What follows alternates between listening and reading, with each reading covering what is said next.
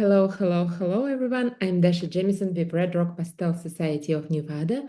But today I'm joining you from East Tennessee, Sevierville. There we recently opened our green show. And today we have very special guest, Terrilyn Dubreuil. She will be doing a fantastic demo on trees, and she promised us to show. And then you She promised us to show her techniques, how she's using ink in painting trees. And I'll just have a few words to remind you guys what our green show is open. You can see it online by clicking Buy Art, and you can shop 45 amazing pieces, including pieces from our judges. They were kind to send their pieces in. So various pieces from Sergey, Tatiana Gorbachevskaya, judge of awards for the Green Show, and Tony Alain, judge of our open division. So this piece is still available. They are not competing for the awards, but you can see their pieces here. So fantastic show. If you are not making it to East Tennessee, and we had our first sale, Nancy's comic piece just got sold. Feel free to browse it. Some amazing deals, some amazing art, and it ships from here, from East Tennessee. If you are not that much in in-person events, I would like kindly invite you to enter our green show online. And entry deadline here is February 25th, midnight Pacific time. If you had entered our green show in person, you can use same entry. You can use same entry, just listed as not for sale. But if you have more pieces, what you've been working on, you can enter those. And it's a separate it's judged separately by Tony Alain. So he is juror of selection and judge of awards, and it's whole different set of prizes. So you can double down on your opportunity. And let me take a few more minutes of your time before we'll start demo by Terrilyn. And I want to tell you about events what we're doing in East Tennessee to promote pastel medium and our exhibition. So our first event is coming up next Saturday. It's a free youth class for kids 10 and up. It's free if you know somebody who have kids in a Tennessee area, Smoky Mountains area, and they would like to join. Free class, all supplies included. Feel free, and it's taught by a certified instructor, Camille Spires. So check that out, and there is another free class on Monday, March 2nd. Then when we'll move to our opening week, and our opening will be on the March 13th and award ceremony. You will be able to join on Zoom too. It's coming up later. But first, there going to be series of workshop. I'm teaching one-day workshop, Pastel for Beginners, on March 11th. March 12th, Tatiana Gorbachevskaya is teaching floral workshop. It's almost sold out. So if you're still thinking about it, maybe it's your sign to join it. And on March 13th, Sergey, straight from Grand Palais, to East Tennessee, to Sevierville, East Tennessee. He is coming to teach landscape workshop, and he will be doing portrait demo during the opening ceremony. And then we will finish with another pastel kids workshop on March 19th, and show is on display through March 23rd. So if you in Carolinas or just feel like a drive or already coming to the mountains for the spring break, we'll see you soon. And Green Show is in Sevierville, Tennessee, King's Family Library, third floor, makerspace. Show is gorgeous. You can see it online. And as a reminder, our online show is open for entries on Show Submit through February 25th. So that's all I have to say for today. And thank you, Terrilyn, for joining us. Would you like me to spotlight you or spotlight let me spotlight you first, and when you will move to your painting area, I will spotlight it. Hello. Excellent. I'm good to go? Mhm. Okay. Well, I'm Terrilyn Dubreuil. I don't know how many of you know me, but I am originally from Maine. I live in North Carolina right now. I teach and mentor internationally. I am also Master Circle of IAPS and a signature member of PSA and the Vice President of the Pastel Society of Maine. Dasha and I were talking. I'm going to kind of do a demo that will tie in a number of things. And one of those things is the green theme that we have this year in Red Rock. I am going to start with some of my underpainting techniques. I play around with things a lot. I love experimenting and doing some crazy things. I actually just sent some paintings to the Pastel Society of the West Coast because they do some multimedia shows. And if you haven't checked those out, you can do some really amazing things mixing soft pastels with other media. Part of the reason for that is it is the purest medium that has the least amount of binder. So all our media that we can paint with, whether it's oil, watercolor, acrylic, pastel, whatever, it starts with pigments. And the others, will add oil. Watercolor traditionally adds honey and glycerin. So they're mixing other things in. And that's part of the reason, because pastel is almost pure pigment that we can easily mix it with other things. So many possibilities. I'm not Tony Elaine, So I'm not going to do a finished painting today. I want to just share some of my approaches and techniques so you too can, experiment and play around with them. Today I'm going to sometimes I start with watercolor. Recently, I've been using acrylic inks and alcohol, just isopropyl alcohol on UArt paper. It also works very well on Wallace, if you have Wallace. Also, Lux Archival, any of the sanded papers that take liquids well. Some of the sanded papers are okay with some liquid, but not too much. I like UArt because it's a workhorse.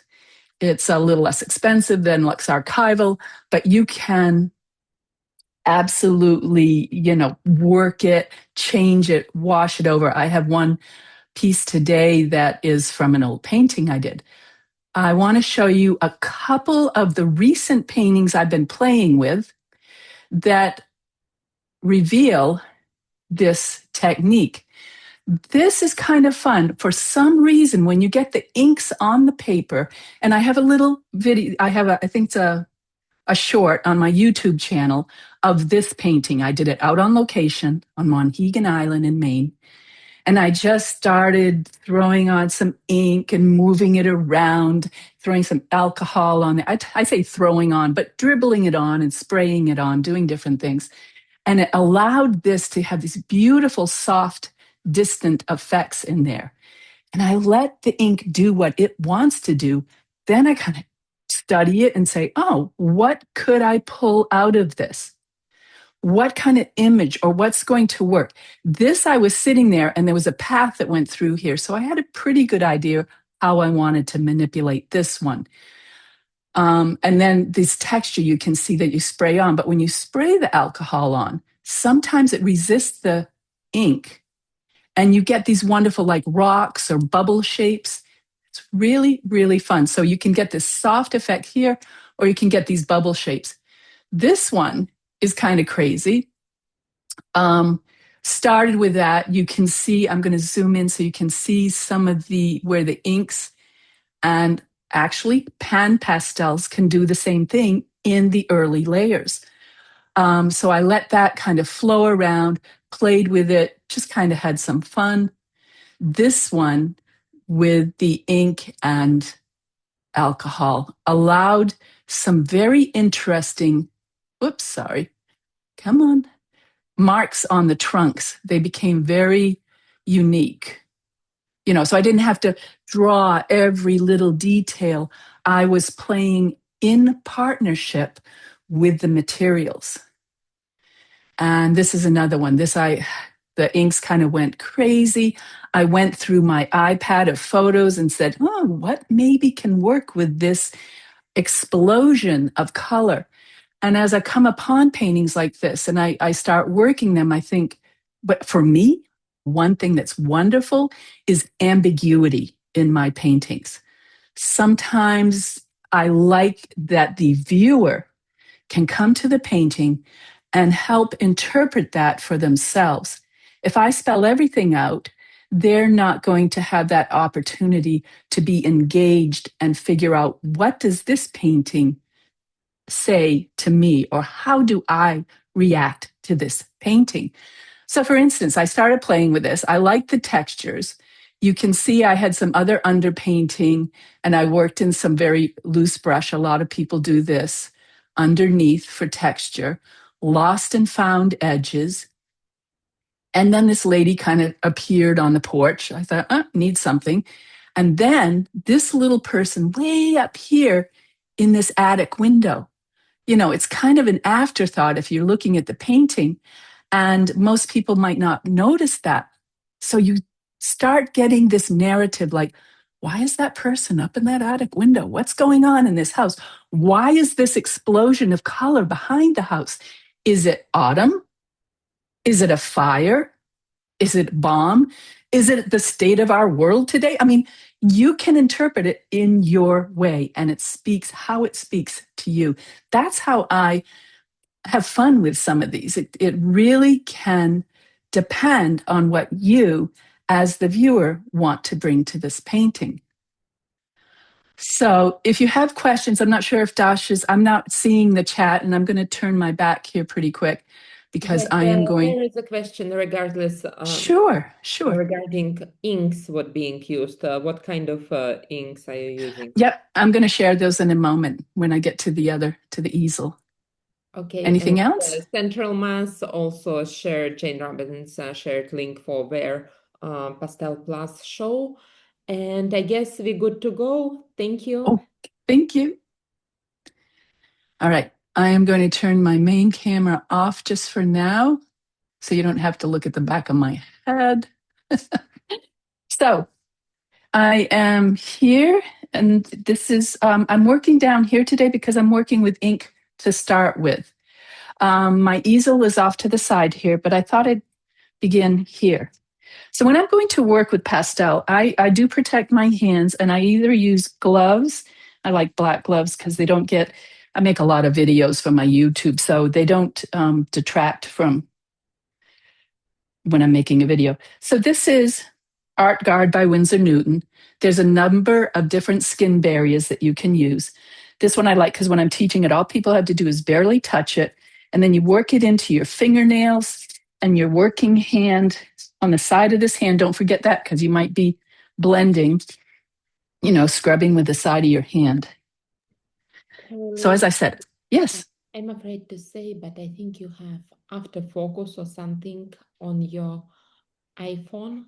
So it's maybe central stage feature because it's focusing and unfocusing when you bring. All right, I'll stay down low then. I apologize. Okay. I can't set that from here, can I? I don't want to mess things up. Well, let's continue. I just Okay. think it's maybe it All will right. be. Here is a couple pieces of paper. This is just UArt. They're both UArt. This one is probably a 500 or 600. This one, again, is about the same. And I do 500 or 600 grit for myself because I can use it anything from a very loose painting to a fine portrait, pretty fine portrait. And this one had a painting on it. I brushed it off with my bristle brush, took it outside, brushed it off, then wiped it down. I just made a video of this for my Patreon, but wiped it down with a rag, again outside, sprayed it with alcohol, and then used that bristle brush again to kind of just wash in color to get a nice tinted piece of paper. And I have papers like this that I have used 4, 5, 6 times. I do so many demos, I often do that. This one is plain that I'm going to work with some acrylic. Now, someone asked about different acrylic inks. This is not an ink. This is a flowing acrylic paint that you can add. This one is Liquitex. Here's one that's FW. This happens to be a pearlescent one. So there are many different acrylic inks you can use.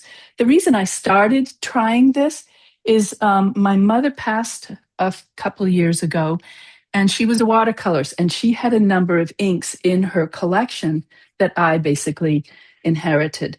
And I thought, well, I'd like to use these. So that's when I started playing with it. This is a little tube kind of thing that I got off Amazon that I can travel with, because I found with some of the tubes like this, when I was flying last year up to Alaska to teach a workshop, it was in a baggie, thankfully, but it kind of exploded inside the baggie. So I'm looking for something that will travel and not explode. And this is very tight. This is basically for travel shampoos and things. But we can use so many tools from so many other places.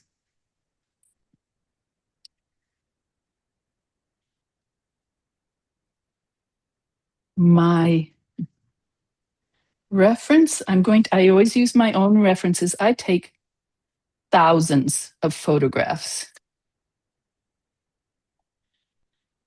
So I often edit my own photos and bring them along. That's shining. Okay, I think that's better. So with trees today, and these are both vertical, so I will turn them vertically. I edit, I play around with the photos until I get about what I want. I tilted this one. I like it more dramatic lines as I'm doing the design. So I'm going to do something with this on this paper. But first, if I have time to do both, and then this design for the other paper, where I'm going to show you how I apply some of the inks. Is there a question? I heard somebody. Background noise. Are we okay? All right. So the first thing I do, of course, is sketching. I start with a photograph as my inspiration, but I almost always, I'd say 90%, 95% of the time, work from my sketches. So I will do sketches of these images. And here's one I did of this, just kind of I want to simplify it. There's a lot going on here. I don't want that much. Bringing it down, 3 trees. I might add a little something extra over here. This helps me define angles, make decisions, process the photo. So I'm already well into the creative process when I make a sketch. And I believe strongly in sketches for design. I do value sketches. I also do color sketches quite often, which I'm not going to do today. With this other photo, I want to show you, I tried a couple different sketches, just kind of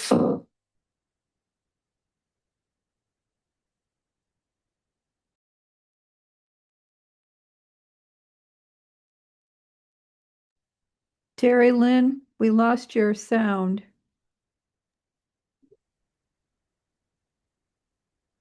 Hey, Terrilyn.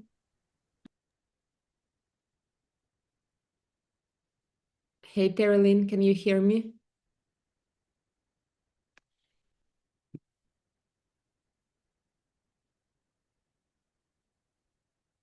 Just bear with us. over my phone. Okay. Yes. And she's back. Okay. Yeah, if for some reason I've got to check the setting on my phone. It keeps pulling stronger than my computer. So you're gonna have to watch the back of my face. I'll go back to this. Am I good? What is, okay, yes. So just trying out different things to design and to find maybe my darks and my lights. How am I going to approach this? Playing around with it. All right, inks. So I'm going to have some fun. Think it through. I think a design. I've worked with it a little bit. There's something on my paper here, there, and I'm going to put this there. So with the alcohol, I have it in a spray bottle, and I also have some in this little watercolor tub with a brush. If you also paint watercolor, be sure that you don't use your watercolor brushes with acrylic. The acrylic will dry in the brush and it will affect the brush itself. But watercolor you can wash out, so keep your brushes separate. I think I'm going to start with this ink right here. Is a couple of the other inks that I showed you mixed together. And I kind of did that for traveling's sake. I'm going to move this over because I want to be able to move my paper. Notice also, if you see here on this is a tub I normally use for watercolor. I put a piece of tape on it so I know that at this moment it has alcohol in it and not water. So I can, knowing my design, what did I do with my design? There it is. And kind of draw with the ink. Now you can see already how the ink is kind of starting its own item. I thought we'd head this way, but maybe the ink is going to go off in another direction. So I'm going to play with it. I'm going to pick up some of it. That looks like a big blob. Take my brush.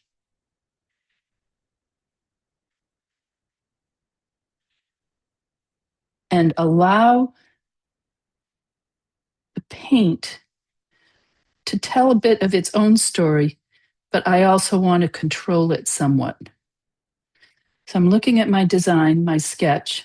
I want this a little taller, a little brushier.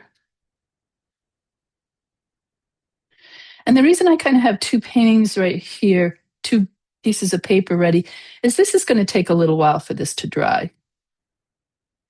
So that can be one of those burls on a tree.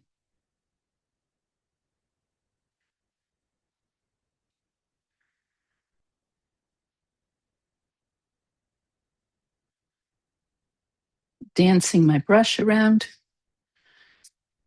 creating some sort of design,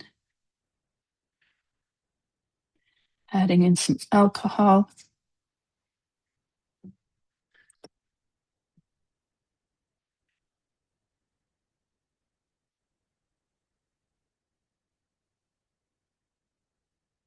So you can see how it's not exactly like watercolor. Kind of it wants to do its own thing. I'm bracing my hand here because if you just use one hand, if you just use one hand, it often gets, let me move this over a bit. You're not as steady if you're one hand. By holding, I've got so many things in my hand. The other hand like this in a crisscross way, you're going to steady your hands. And I often do that with details or items like this. Okay, I'm pretty good there. Put this in a safe place so it doesn't contaminate something else. There. I'm going to wash this brush out a little bit more. You don't want to leave your brush in there because with the alcohol, it can dissolve the glue that holds your hairs into the brush. Now watch what happens when I take the spray alcohol and bring it across. I test it off to the side. I want a loose, rough spray. And see how that's adding some texture in there? This is not necessarily how it's going to stay. It's going to keep moving as it dries. I have a lot of ink in a couple spots, so I want to remove some of that.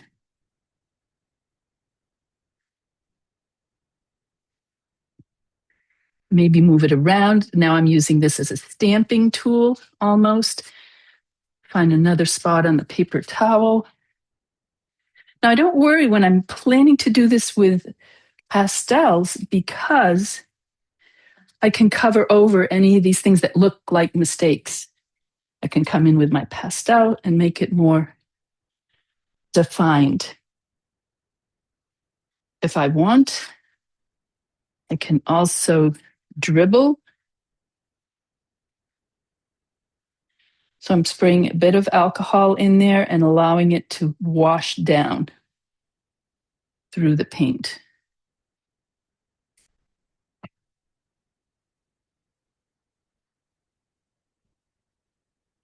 So go intuitive with it. Just have some fun and be a little more experimenting. Now I have to wait for this to dry before I can come in with my pastels, of course. I want to show you something I found recently, because I teach a lot of watercolor too. This is a little portable. It's called JISU Life. And it's a little fan, and it's quiet. So I can dry this while I'm waiting. Works especially well with watercolor.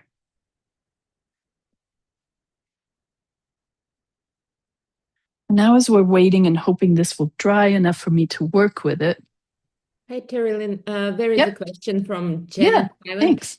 She's asking, what kind of inks or paints did you use to create drawing on the right? Oh, this was just watercolor. I just used watercolor paint, actually. Was playing around with it. It's Neutral Tint by Daniel Smith. But you could use India ink, you could use anything. The way I get the texture is that instead of spraying with alcohol, I spray it with water. I daub some of the paint in here and then sprayed it. And it does something similar with the ink on sanded paper. But for some reason, the ink on sanded paper does these very interesting soft washy things, which I really like. Once it dries, you're not going to get those textures. It's the alcohol that kind of moves the ink around. So good questions. Thank you.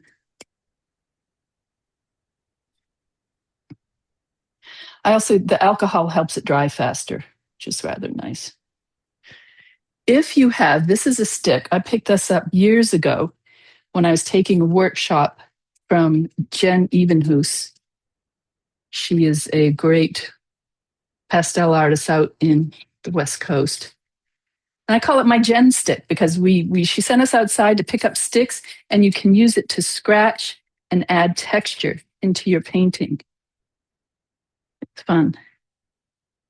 I'm excited. I'm also planning with a pastel artist from Santa Fe, and she and I are doing the dueling demos at IAPS. So if you come to the IAPS conference in June, come find us when we're doing the dueling demos, because we're planning to have some kind of crazy fun. All right, I'm going to let that dry a bit more. How am I doing? 135. All right, while that's continuing to dry, I want to work in this other image. Remember, going back to this photo, which I've adjusted already, working with different ways of approaching it. And this is without the inks, but this is another way that I work quite a bit with my pastels. Put my glove on.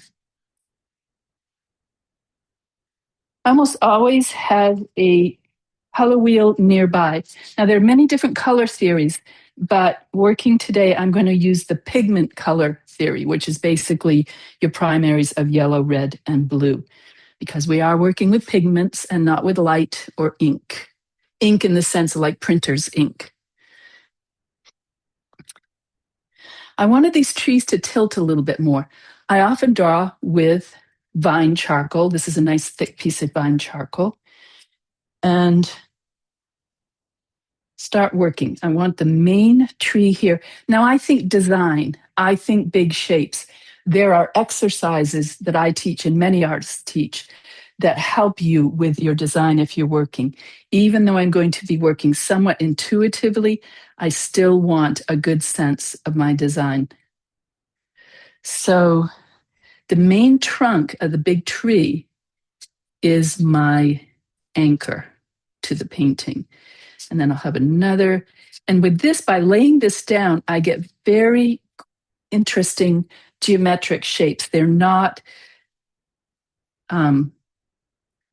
fluid, you know, they create things that I might not necessarily do on my own.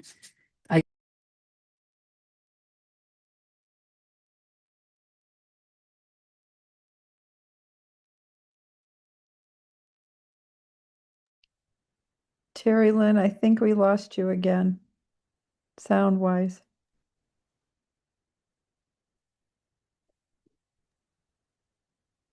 Let's wait a second. And while we're waiting for Terrilyn to come back, I forgot to tell you guys about another thing what we will be doing in Tennessee, and Terrilyn actually will be joining us there. And I think when I'll show the screen, she will figure out what we lost here, okay? So I forgot to share it on this page, but we will have also friendly plein air on March 14th following our award ceremony. So it's free to join us. All our instructors, myself, Tatiana, Sergey, Terrilyn, Camille, will be going to Great Smoky Mountains National Park, to Minot's Park, and Roaring Fork area to paint. So if that's something what you would like to do, I'm not promising Zoom translation from there, okay? So that's in-person only event.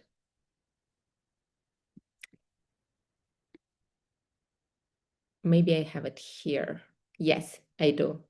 So that's something, we will be painting something like this. March 14 from 10 to 2. And if you want to join, RSVP on this event. I'll share it in a link. And I guess I need to text Terrilyn to get her back.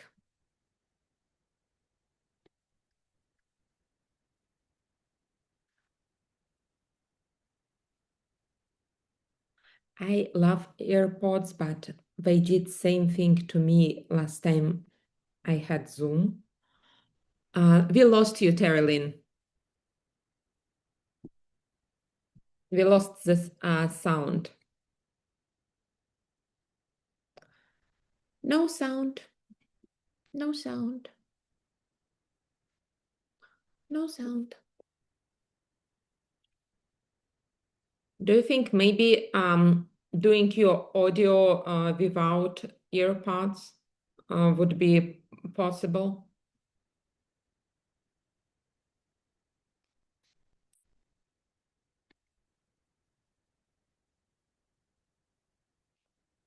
We are working on it. Oh, Camille entered here, and I have a bright light right now in my face. Oh gosh. Now we can hear you. So You can hear me now. yes, yes. So now I have a you little can start problem because hearing my me. computer now is on my table. But if you can hear me. Yeah. Yes, we can. Yeah, I don't understand why that happens now with the new air. I don't, just a moment. Thank you for Technology. being patient. Technology, right? I don't want to get ink and stuff on my laptop. There. Oh, mine covered in pastel dust. All right, yell at me can you hear me okay? Yes, ma'am. Okay, yay. All right. Thank So, you guys for bearing with us. If yeah. we lose you again, we will have more commercial breaks. So, yay. I love how you just fill in, Dasha. That's wonderful. All right. So as Dasha was talking, I was just filling in some of the area with the wide area of my fine charcoal because I can get in large spaces and designs very quickly. And then I can see, is this working? Is this not working? It's working pretty well. So I'm kind of happy with that. You want large, bold shapes. And now I can set that aside. And I can bring in my pan pastels.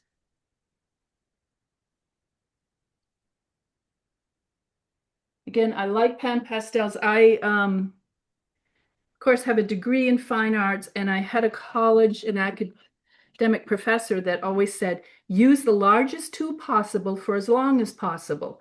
So here's the largest tool that pan pastel offers. It's a soft tool that they have. And we good? I'm being cautious now. Princess, how are you? Princess?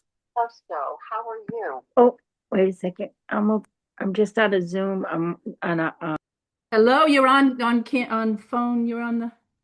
Yeah, Terrilyn, do not worry. Okay, thanks. Yeah, we got it. Thought it So, was at first. I'm not sure because I'm sorry, I'm having trouble with some of the audio. I just didn't want to be mean.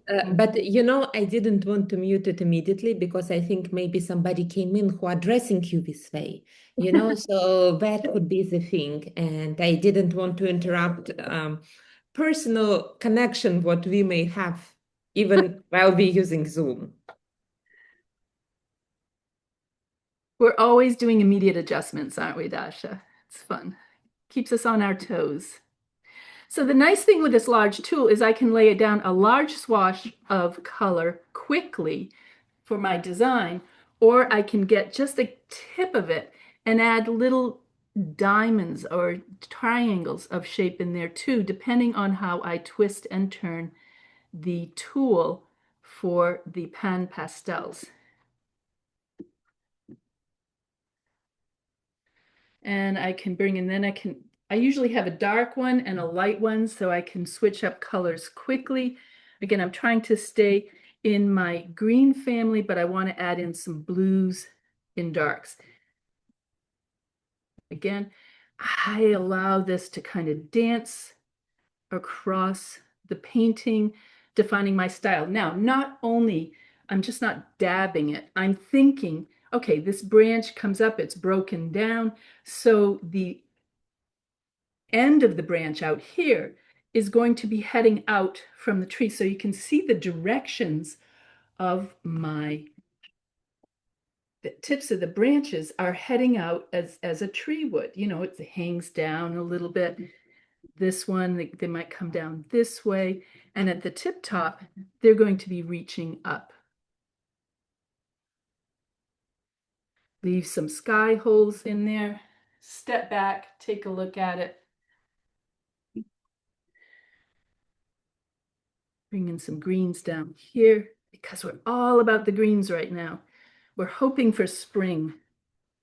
I seem to be in a cool area. I almost went to my warm green, but I'm going to stay away from that because this is basically primarily cool colors. Maybe a little swish of a shadow across there. The grass is growing up.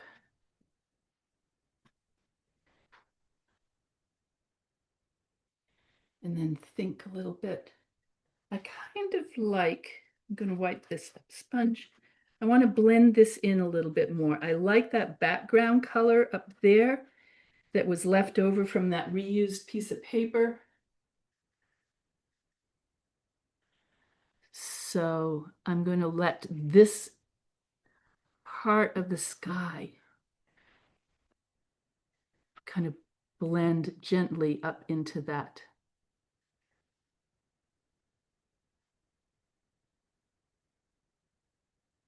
So you can see I like doing rather quick underpainting with a variety of approaches and tools. Here's some grass. Now also here,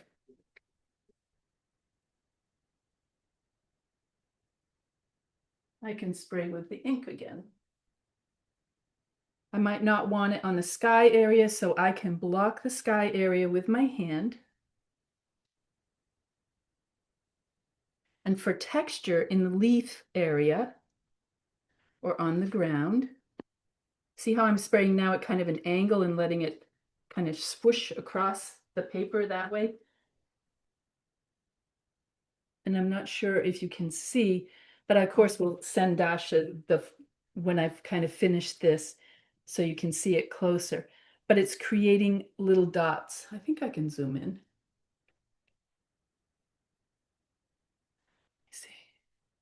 See how it's adding a texture in there? And that can be very interesting in a painting. I have to remember I don't have my... You can also get a needle nose bottle to drop in larger areas. And in the initial layers of the pan pastel, that ink, the particles of pastel will get pushed around. Now I'll wait for that one to dry. I often work on more than one painting at a time, especially in watercolor, but also here because I need to wait for it to dry a bit. Adjust my camera. We doing fine? Any more questions as I'm doing my crazy thing over here? All right, we have a cool painting and a warm painting. How do we figure that?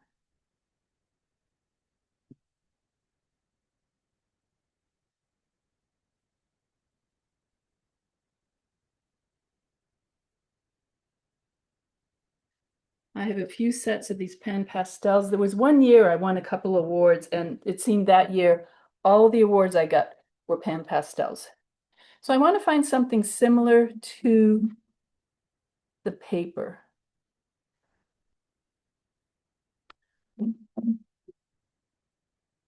And I can start adjusting around that ink if I want. Carving out, like I'm a sculptor, different shapes.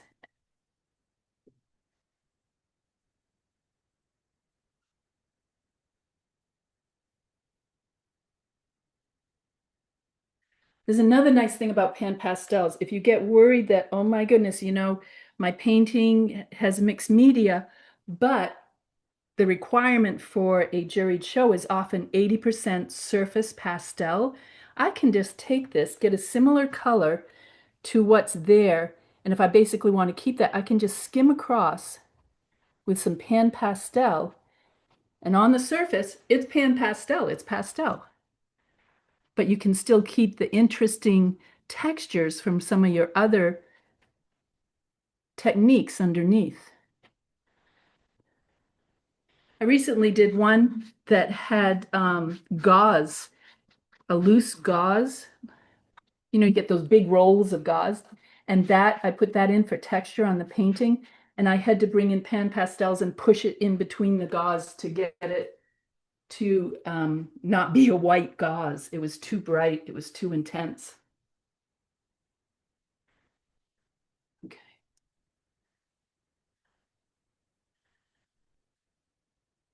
Checking my colors.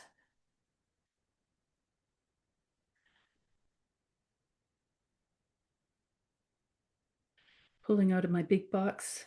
That one's kind of light. I like that one better. That's good. So in my warm painting, what else am I going to bring in? I'm thinking about it, considering possibilities.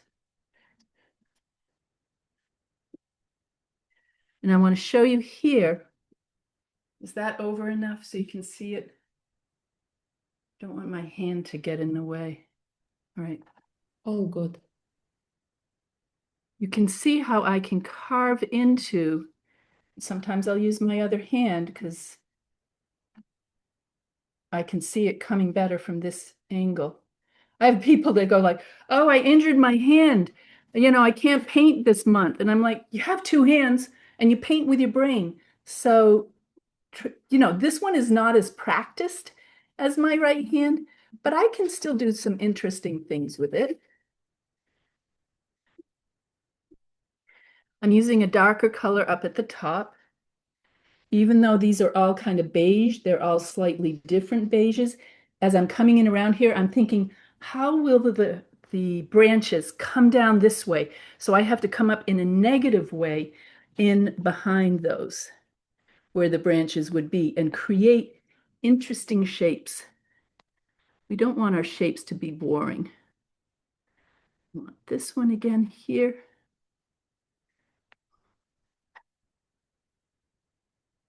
This tree is very thick right here. Let's break it up a little bit.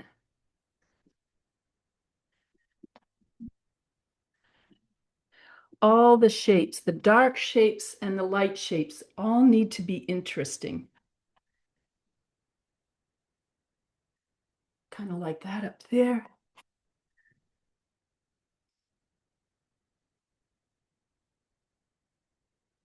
We have some really wonderful pastel artists in our societies and groups. And I know since COVID, a lot of us get together online, even though we're living distantly apart. So I'm sure, I know Dasha and your group get some great artists from all over that have very many different approaches to pastel. And I'm thinking of some like, I don't know, Carol Strock-Wasson, if you know her. She also does great experimentations with pastels, and she uses, see, right now I'm trying to think about this trunk coming down through, so I'm trying to define that and not lose it as it comes down in. But Carol, I know, uses a brayer, you know, a roller to push her colors around often, her underpaintings. So check out what some of these artists are doing. Now, I also don't want to lose some of this. You can't, I don't know if you can see, but there's a bubbly aspect going on in here. And I don't want to lose that. So keeping in mind that that is there. I'm looking at the larger shape of this one going across here. Do I want to break that up a little bit? If I'm painting on my own, I would take a little more time making these decisions. But see how my negative painting that comes in around these shapes is working to define the shapes. Again, it's like sculpture. I'm stepping way back. That's why my voice is fading here. All right, I want a little different color. Is this that one? Was that one up in the sky? Oh, let's have some fun. Let's bring something else in there. That's a little more, oop, too orangey. Actually, by adding in this orange, it should allow the green to look more green by the fact that it is a simultaneous contrast, right? Orange and green. Let's look at that. They're a split complement from a purple, but see how they're kind of opposite? So, not opposite, but they're a split on the color wheel. You can think about things like this.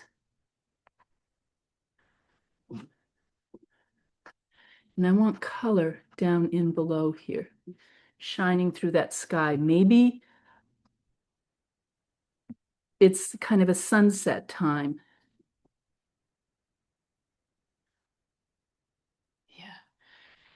And I'm partially controlling where I want the painting to go, but I'm also partially allowing the painting and the image to kind of tell me what it wants to do. And we're working in partnership in a sense. All right.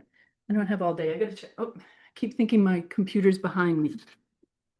I'm going to come in with these lines this way. I don't know if you can see my hand, but I'm finding an edge on the pastel anywhere. So it makes it look like there's grass down here.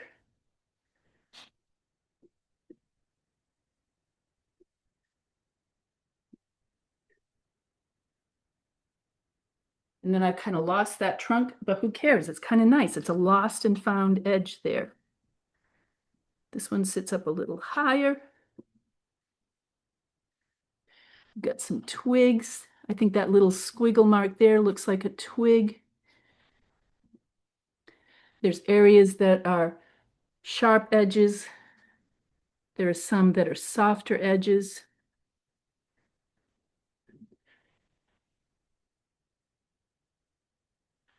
I need a little color there. And I need to bring this out into this area. Maybe blend it a little bit. Sometimes I blend, I don't blend too much, but sometimes I blend, sometimes I don't. Sometimes I use a combination. That very strong line right there. For contrast, I have a lot of loose organic lines, and every now and then I'm going to want a very strong geometric line in there.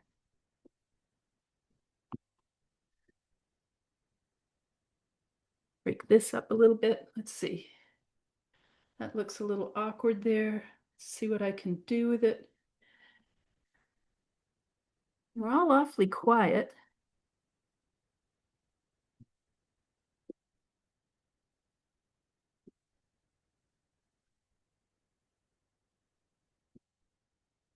Just laying that right down on its side, covering a large amount of area very quickly for fun. And grass is reaching down even further.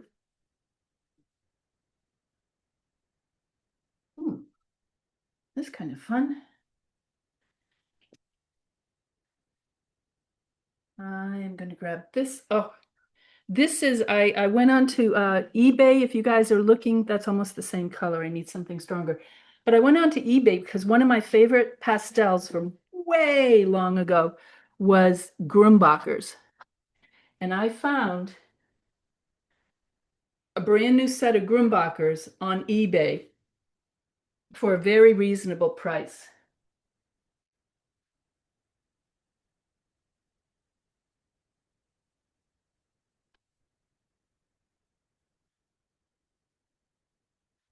I'm going to bring in some accents now.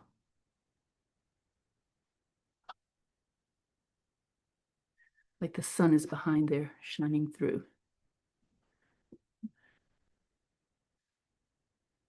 Now, as I said early on, this is not going to be necessarily a finished painting. Just kind of playing with it, having some fun. I can bring my vine charcoal back in now. Just lay it down and drag it just a little bit to pull out some of the trunks by varying where I press down and where I lift up.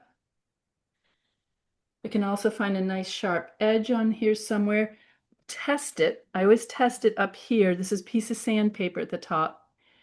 And I have black and I have white. The black and the white together help my camera find the color balance. So that's why I have that. So I can always check my pastel. See, that was not a good line.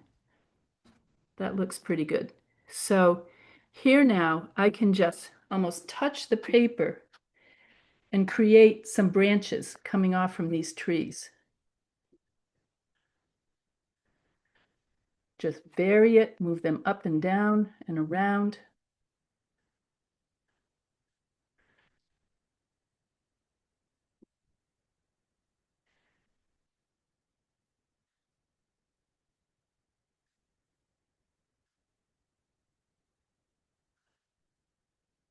And I see now I need to make some adjustments because suddenly I've become very little soldier-like. I have 3 trees, 1, 2, 3, and they're all kind of the same distance apart. That's not what my intent was. So I'm going to take this central one, right? There's something here, and I'm going to make an extra tree in there and see if I can't break that up a little bit. Maybe a couple smaller trees. Oh, now they're more soldiers. So this is probably something that I would not have done if I weren't doing a demo, because I would notice that earlier on. Break that up a little more. Push this over this way. I'm pushing it just by adding some more of that sky pastel in behind to move this tree over in that direction, and then we can twist it back over into this direction. Change up my color. That's a little better.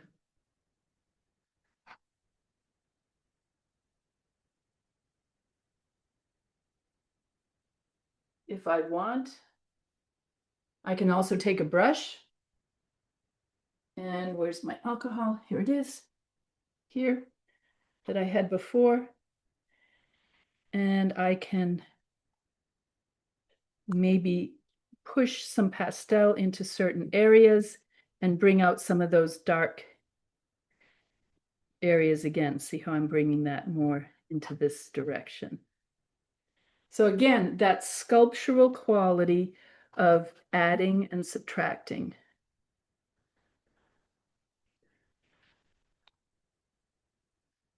I want this to be less defined. It's too heavy there.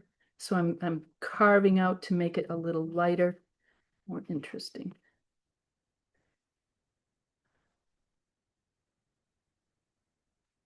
And I don't want this.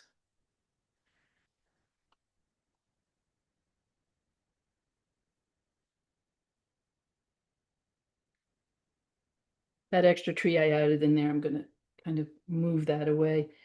And I'll pull over. Yeah, I'm going to work on this a little bit more. I want to get rid of this.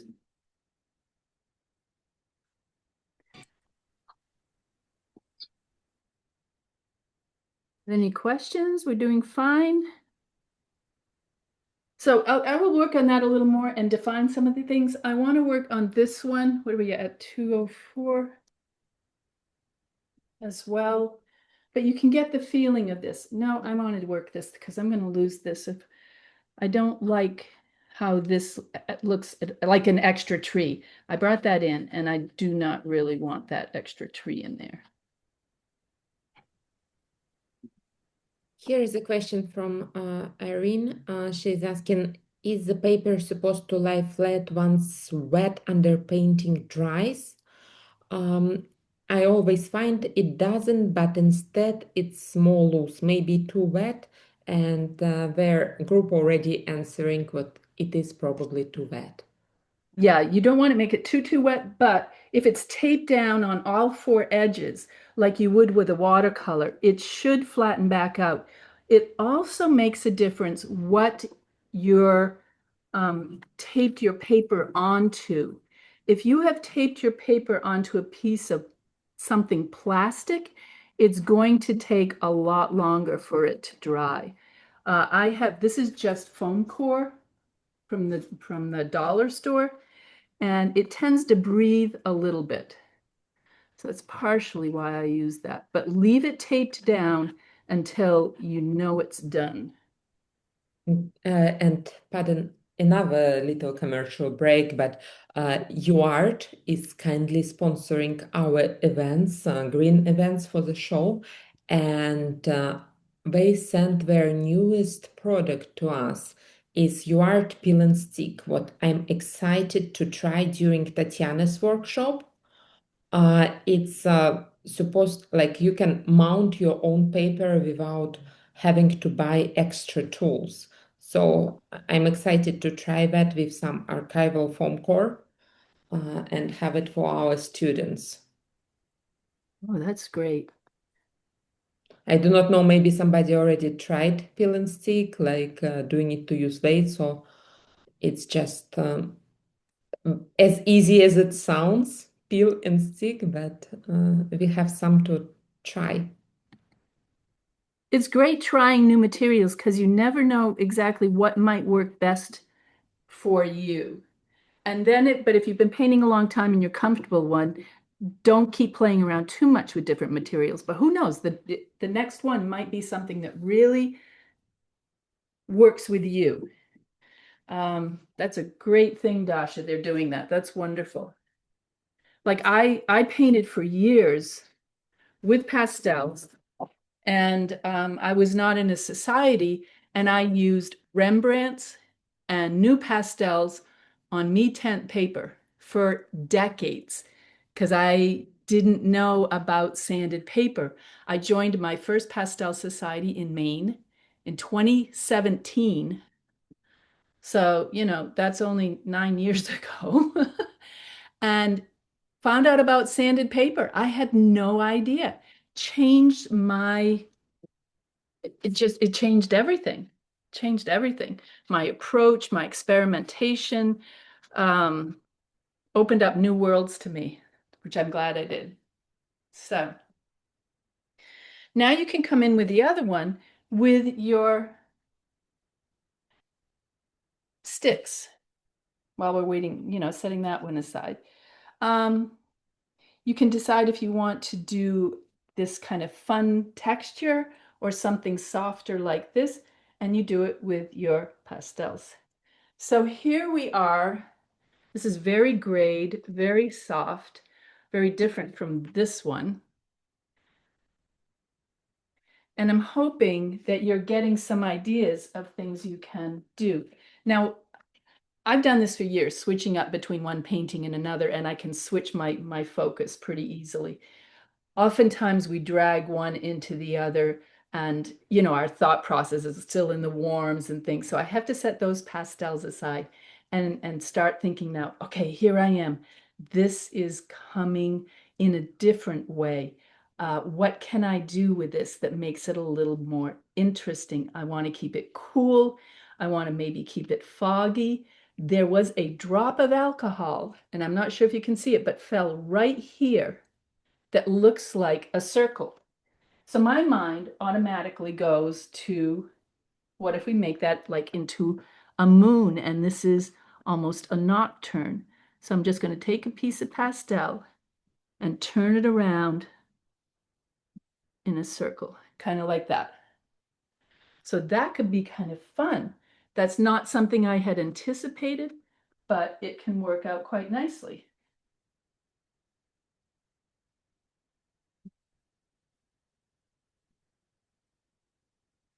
Now I'm if it's kind of a nocturne, I want to put highlights. I get to get down. That's not light enough.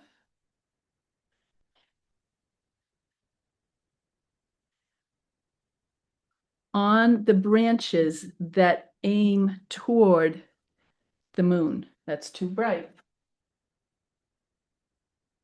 I'll go back to this one. Here, see here how it's on the underside of those branches, but here it would be on the top side because it's catching that light coming down. This is a pine tree. This is a pine tree, and these are fir trees. So they have different ways of moving, and their leaves look different.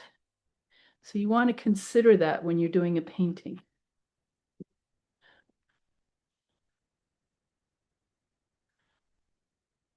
This was not the position I planned to be in when doing I'm down on my knees right now because my AirPods and Zoom didn't get along very well.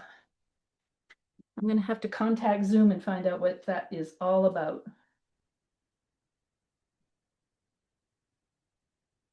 It's frustrating, isn't it? I know Dasha said she had a similar experience recently.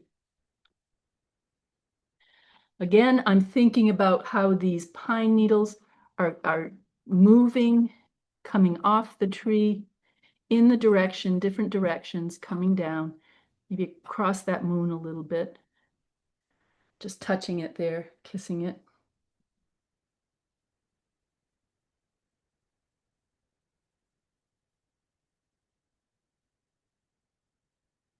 Considering the direction that your light is coming from, it's coming from that, making that work. And these will reach up and out. So now I'm just using the edge of that pastel.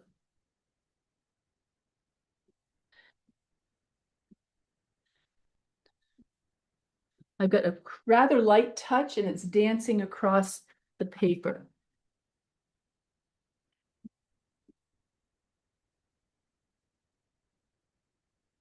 This looks, where is this coming from?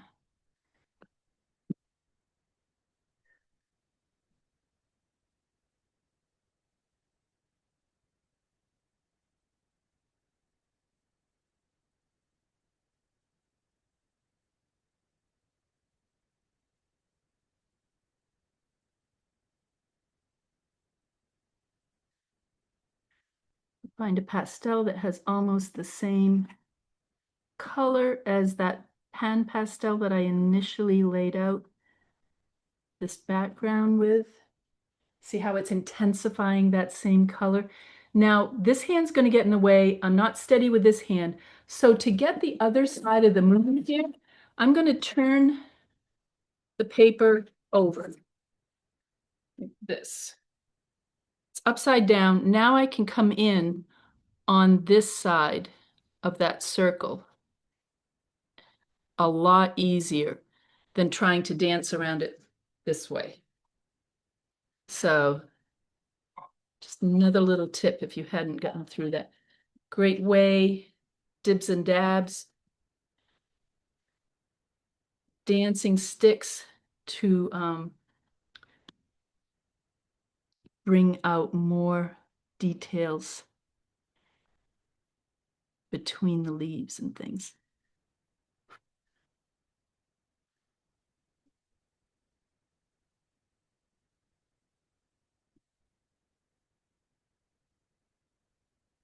Fading off over there.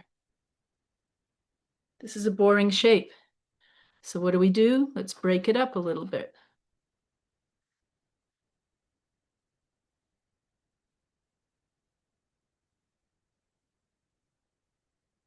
That's a little more interesting. So I carve into it, and then I can kind of just blend in this background area.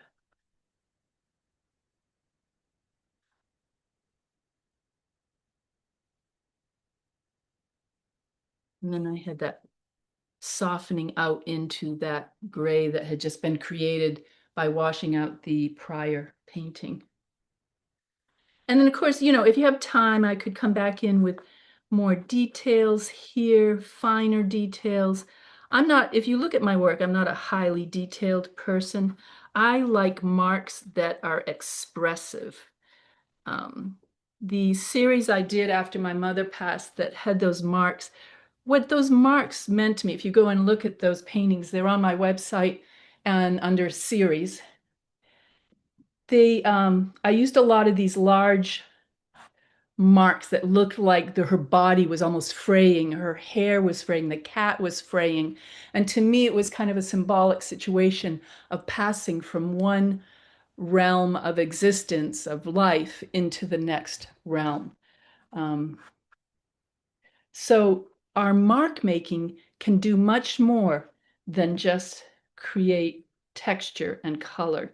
It can convey a feeling. All right, this is pretty simplified. We're at about 15 past the hour. So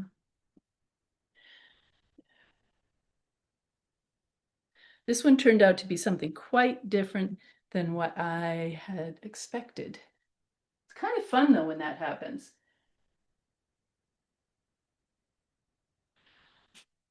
Checking this color. So you can see that's a good thing. You can always check it before you go and use it. You don't want to be almost finished a painting and put in something that is going to just kind of destroy it.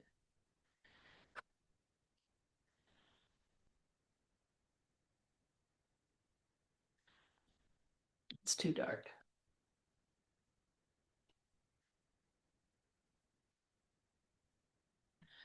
I want to bring in a couple more.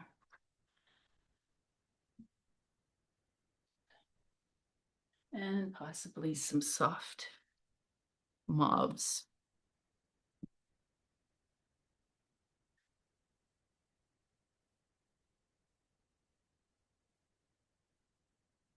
Can also use these for some of the branches going up through the tree. And right here, using the edge, make sure I'm on that edge by testing it up on the other piece of paper.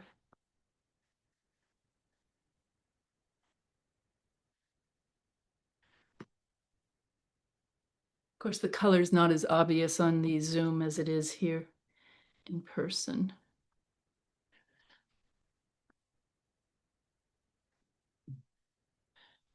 Check my edge. Here I'm not really I'm just kind of a little side drag on that stick. Let's get some more branches, but just try to think of them. It's got to come off from something and go somewhere else. It's not just randomly. See, all of these have to point down to the fact that they're connected to this main trunk down here.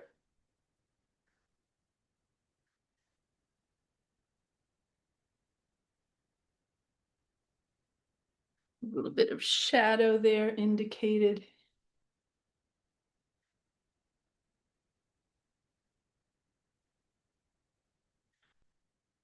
I'm going to put a little glint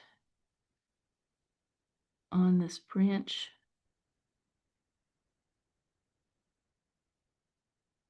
A little glint maybe here as it comes through the trees. Possibly another little one right here as it catches. I'm in the habit, usually my hand, when I'm standing at my easel, there's a rag in my hand in here. So when I'm done, and especially if my light colored pastel has touched something dark, I'll just give it a quick touch on the rag to clean it. When I put it back into my palette, it's clean. I don't have to worry about going once a week or once a month and totally cleaning out my palette, because I do it as I go along. So here I'm testing. I'm taking this fat pastel on the sanded paper up here and twisting it in a circle. And I'm going to intensify this moon by just doing a little twist with that.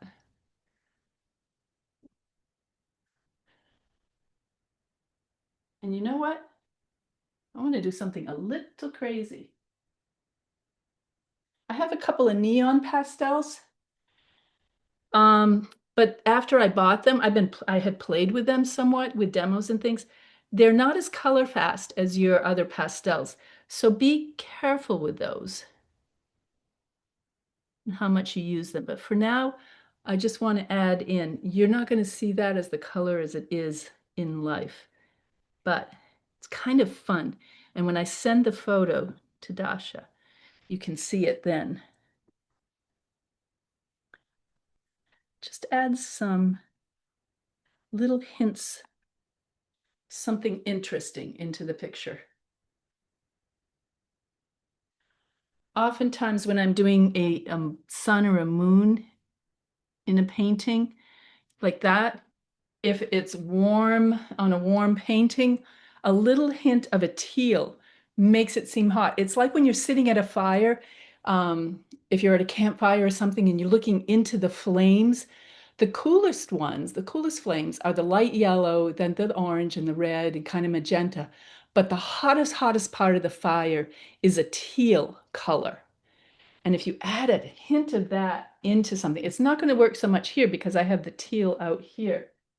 But, you know, oftentimes I'll just do a little hint of teal in a sun, and it will make it more vibrant. I would say that's a secret, but there's no secrets. I was listening about Turner's life today, the great painter Turner. And back then they kept things secret. Well, we don't do that anymore. We share, especially pastelists. They're so generous with their experience and their knowledge and techniques. Here's another technique. We want it to sparkle a little more.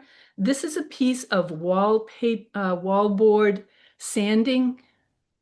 It's kind of gritty. It's like a mesh. And you can just take a little of this, rub through, and it creates. I have one painting I did this on, and it looked like fireflies.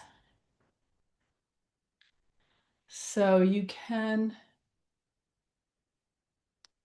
see that it's kind of on there, little dots of pastel. Grab piece of glassine paper and just gently press that into the painting. Now, as you can see, and I told you earlier, I'm not making a masterpiece here, but I'm giving you some ideas of things you can do to make your paintings a little more exciting or a little more different. I was just about to zoom out on my painting. That's not going to work, is it? So anyway, from my sketches, my photos to my sketches, working with a sketch, I kind of thought more about this one and I did this one. I have created just two very different approaches. This one used ink first and alcohol. This one was mostly pan pastel first, and then I sprayed some ink, alcohol on it. So you can see different things. Now, let me show. If I spray alcohol now, I don't know how much it's going to change it. I'm going to try it on this one because the pastel is thick. It looks different right now because it's wet, but once that's dry, it might not show that much. At this point, there's so much pastel on there, it doesn't push the pastel particles around as much as it did early on. So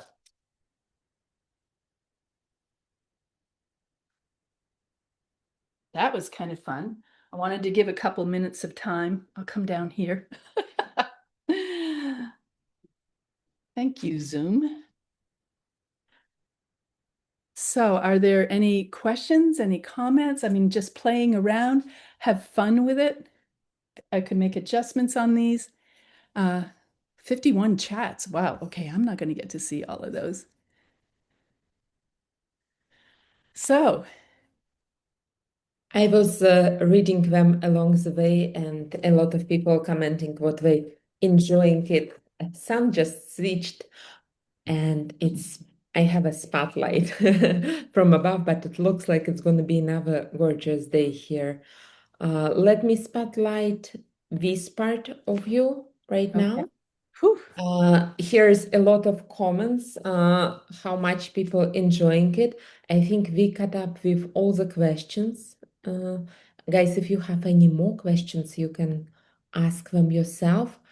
And while you're typing them, I'll just gonna remind you what deadline for our upcoming Green Online exhibition is February 25th. It's this Wednesday. So you can submit your art on Show Submit and use code dual entry if you had entered our in-person exhibit. Okay, if you didn't, just go ahead and read prospectus pretty standard like most of the shows, and this is pastel. So I know we talked about mixed media today a lot, but this is mostly pastel.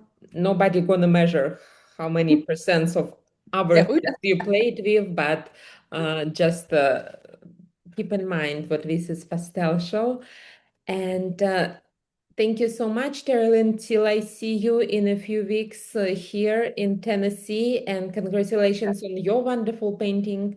I'm still to send you a video from the wall, but it's up and it's looking good here, so you will be able to see it soon.